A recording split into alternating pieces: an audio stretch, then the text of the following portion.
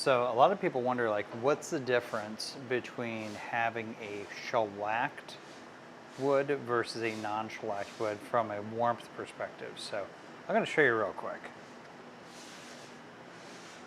So this is with shellac.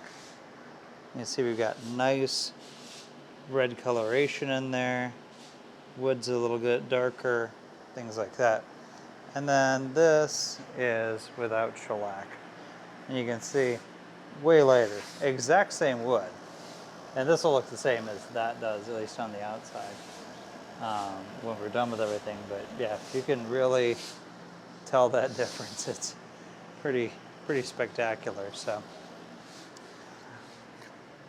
I just wanted to share that with all you folks. I figured that that'd be kind of a fun thing to see, just so that way you can see the difference between using shellac versus just lacquer. Lacquer will give you probably something close to it, but shellac just warms it up and it gives that nice red, beautiful look. So there you go.